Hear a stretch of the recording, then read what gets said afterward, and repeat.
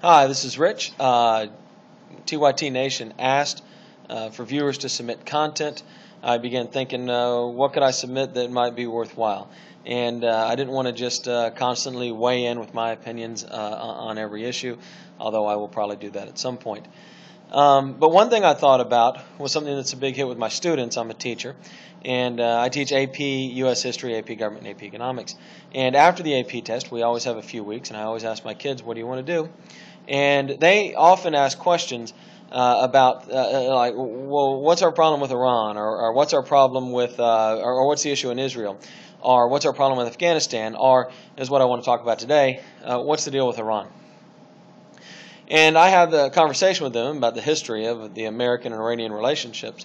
And they always find it really interesting, so I thought I'd share it with you guys. Now, I'm sure some of you guys know all about this stuff, and if you do, feel free to click on another video.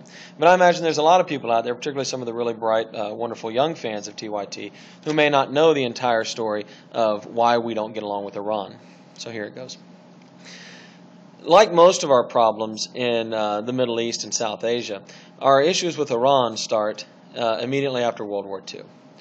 One of the things that's going to happen after World War II is European powers are going to begin giving up their colonial possessions, or abandoning areas of the world that they had controlled up to that point. The United Kingdom will have been the dominant force in Iran up to this point, and will decide, beginning in 1951, to allow Iran to have free and fair elections in their country. The Iranians will elect a man named Mohammad Mossadegh. And Mossadegh runs and is elected on a platform of providing things like health care and food and some minimum level of income for the poorest people in Iran.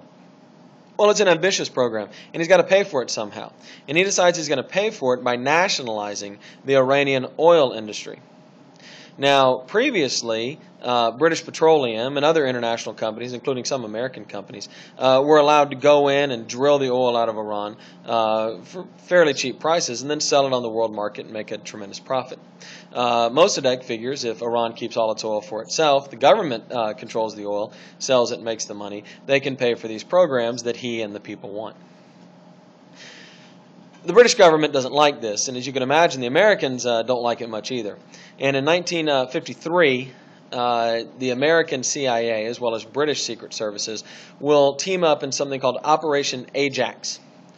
And Operation Ajax will be a coup where we train, supply, and support Iranian rebels to overthrow their democratically elected government in the form of Mohammad Mossadegh. Now, we of course claim that Mossadegh is a communist. Now, this doesn't mean, we don't mean that he's in bed with the Soviets, so to speak. We just mean that he wants to nationalize the oil industry and then share the wealth with the people, which of course during the Cold War and according to most conservatives today is the worst possible thing you can do. So, in response to this, we decide that this fighting of what we consider to be communism is apparently a lot more important than supporting democratically elected governments. And we're going to go in and we're going to take out, or we're going to use Iranians to take out Mossadegh's government. Now, we'll replace Mossadegh with a man called the Shah of Iran. Now, his family had been the traditional rulers of Iran. And we are going to install him as what we call a constitutional monarch, but you or any other sane person would call a dictator. Now, during the 50s, 60s, and 70s, as part of the Cold War, we declare the Shah to be on our side and therefore anti-communist, and so we give him unlimited support financially, in terms of training, to maintain his rule. Now, he treats his people horribly. He steals from them, he enriches himself greatly at their expense, and commits atrocities against them. Now, by 1977, the Iranian people have had enough of this, and there begins to develop a rebellion. Now, this being Iran and these being Persian people, this rebellion is organized around Shiite Muslim principles.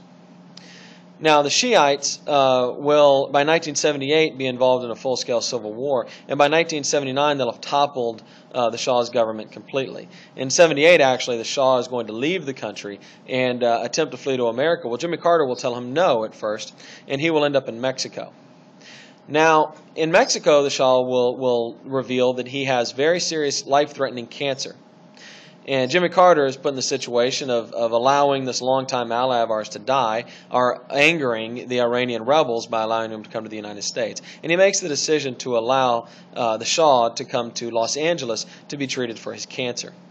The Iranians get very angry about this because they see him as a great war criminal, which he was, and will respond with a group of Iranian students attacking the American embassy in Iran and taking 52 American diplomats and staffers at the embassy hostage. Jimmy Carter will spend the last year and a half of his presidency trying to get these people released, and it's really probably the deciding issue in the 1980 election, the election, of course, that Ronald Reagan wins. The students will hold the hostages for 444 days, releasing them as Ronald Reagan is sworn into office as kind of an FU to Jimmy Carter. Reagan, for his part, will simultaneously install Saddam Hussein as a dictator in Iraq on the condition that Saddam Hussein will wage war against Iran, because we now consider Iran to be our great enemy. They're calling us the Great Satan and burning American flags, and of course they took our people hostage, none of which I endorse, by the way. But at the same time, he is arming, equipping, training the Iraqis to fight this war and installing a military dictator to do it in Saddam Hussein. He is illegally and illicitly selling weapons to the Iranians to prop them up in the war. And so throughout most of the 80s, Iraq and its neighbor Iran will fight this long, bloody, devastating war where we're providing the weapons to both sides in the fight. So at least the weapons manufacturers made good money. Now, Iran is a Shiite dictatorship. It is a theocracy. And I'm certainly not a big fan of the current Iranian government. But it does drive me crazy because typically when I hear people talk about why don't we get along with Iran, I get one of two responses, or I hear one of two responses. One is the long term. Well, that's just a big mess and nobody over there likes each other, and it goes all the way back to the murder of Ali, and we're never going to figure it out. The other answer is very short term. Well, the problem is Ahmadinejad is crazy. And I think both of those are really ways to avoid talking about the real issue.